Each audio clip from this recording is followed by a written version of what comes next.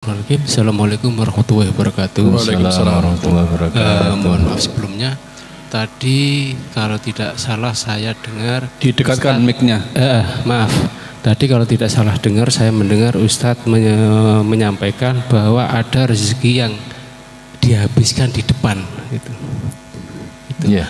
Saya pernah mendengar atau membaca yang intinya bahwa bertakwalah kalian, insya Allah akan terpenuhi rezeki seperti burung yang keluar pagi dalam keadaan lapar dan pulang sore dalam keadaan kenyang.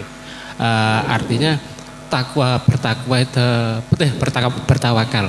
Artinya orang bertawakal itu kan bisa jadi di depan, bisa jadi di belakang kan gitu. Nah, kaitannya dengan hal ini bagaimana? Terus kemudian yang kedua, kalau memang ada rezeki yang habis atau dihabiskan di depan, apa yang membuat rezeki itu sampai dihabiskan di depan? Gitu. Membuat apa? Ngatan. Oh, Nggih. Iya. Demikian yang saya tanyakan. Assalamualaikum warahmatullahi wabarakatuh. Assalamualaikum warahmatullahi wabarakatuh. Ya, sebagaimana dalam hadis itu, dalam hadis qudsi, inna nafsa, ya, seorang jiwa itu tidak akan meninggal hatta tastawfi rizquha, sampai rezekinya itu, jatah rezeki dia itu habis. Ya. Kemudian beliau melanjutkan, Rasulullah SAW melanjutkan, fa ajmilu fit talab. Ya. Perbaiki cara kamu di dalam mengambil rezeki tersebut.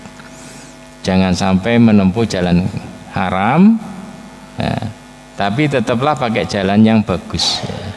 Malah dapat barokah, dapat tambahan dan yang lainnya. Artinya apa? Artinya tadi itu ya.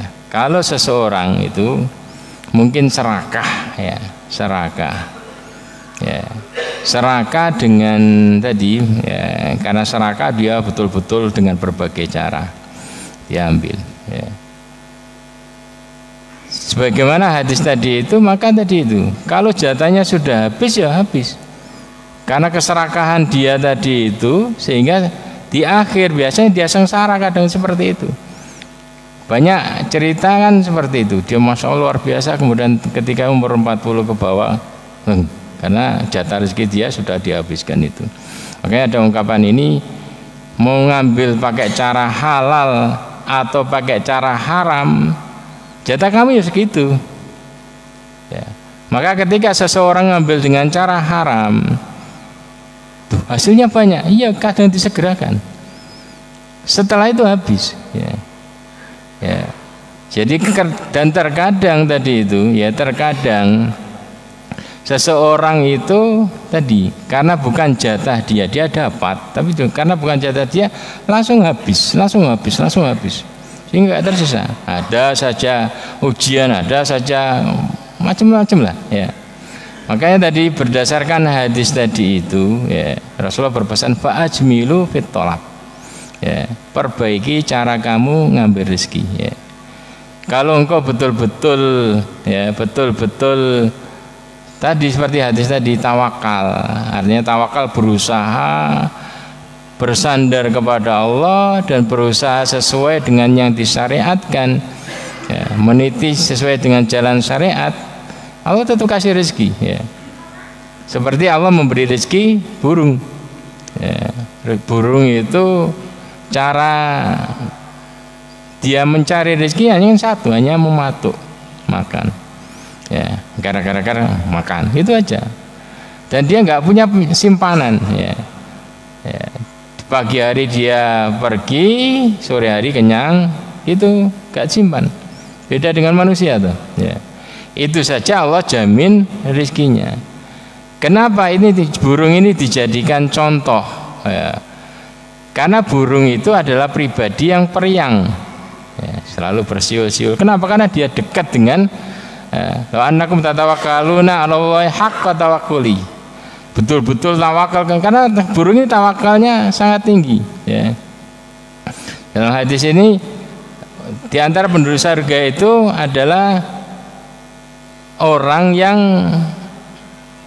ini hatinya seperti hati burung itu. Karena tadi itu tingkat tawakal burung itu saking yakinnya dengan Allah Subhanahu wa taala, dia selalu riang, bersiul, ya, karena yakin rezeki besok ada. Ya. Orang kalau tawakal seperti itu yakin betul-betul rezeki ada, sandar kepada Allah Subhanahu wa taala, tetap dia berusaha, Allah akan jamin seperti itu. Ya.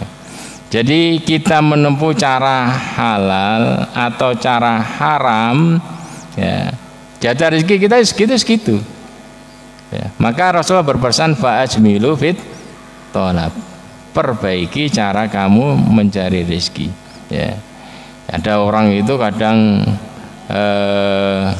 ada kawan itu dia mau dapat tender, cuman kemudian ada banyak syarat, ya, syaratnya harus begini, kemudian dia itu nggak syar'i, dia tinggalkan, ya, kemudian dia nyari yang lain, meskipun secara perhitungan ini memang banyak tender luar biasa ini, ya, dia tinggalkan, dan orang ini nyari yang ngerjakan tender itu nggak pernah dapat, ada yang ngerjakan tapi nggak pernah sukses. Pada akhirnya kemudian dia kembali kepada orang ini dan dia mendapatkan tanpa syarat, ya. Artinya itu menjadi rezeki dia. Cuman kita diajarkan untuk selalu husnudzon, untuk agar kita ini optimis, rezeki kita itu besar, ya, dan tawakal itu harus dengan usaha yang maksimal. Karena tawakal itu urusannya hati. Bagaimana kita ini bersandar yakin kepada Allah Subhanahu wa taala dengan terus berusaha, ya. Jadi Rasulullah menyampaikan jiwa tidak akan mati sampai terpenuhi jatah rezekinya, ya. Maka tadi, ya, dengan cara halal atau haram hasilnya tetap sama, ya. Jatah rezeki kamu segitu ya segitu.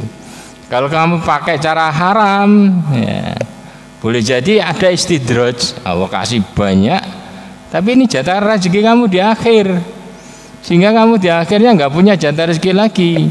Ya, meskipun dia ini masya Allah luar biasa pandai berkata, ijazahnya mungkin sampai tinggi sekali, tapi kalau nggak ada jatah rezekinya, nggak ada orang percaya sama dia.